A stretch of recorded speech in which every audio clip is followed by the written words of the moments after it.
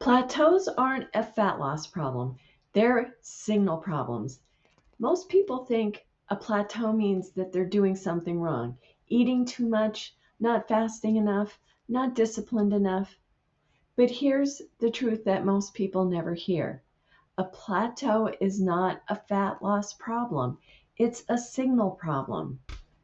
Your body is constantly communicating with you, and when progress stalls, it's usually not because fat loss is impossible, it's because your signals are off. So let's talk about the signals that matter. First, hunger. If hunger feels urgent, relentless, or loud, that's not a willpower issue. That's your body telling you it doesn't feel safe yet. You may not be eating enough.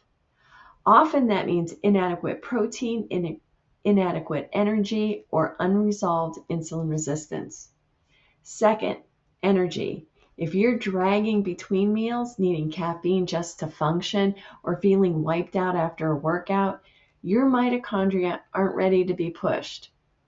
They're asking for support, not restriction. And then third, sleep. Fragmented sleep, early waking, or wired but tired nights are powerful signals. Poor sleep raises cortisol, raises glucose, and shuts down fat loss no matter how perfect your macros are. Fourth, cravings.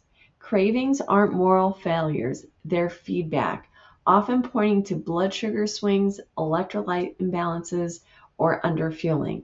And here's where most people go wrong. They respond to these signals by cutting more food, fasting longer, and adding more stress. That's like turning the radio louder when the engine light comes on. Now, the smarter strategy is to listen before you adjust. I want you to ask yourself, am I actually eating enough protein? Am I sleeping well? Is stress higher than usual? Am I trying to accelerate when my body is asking for stability? You might be increasing your workouts. Sometimes the strategy isn't to do more, it's to hold steady. Maintenance is not a failure. Stability is not backsliding, and patience is not weakness.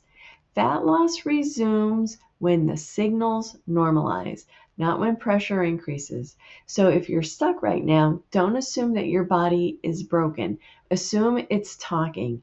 Your job isn't to fight it, your job is to listen to it.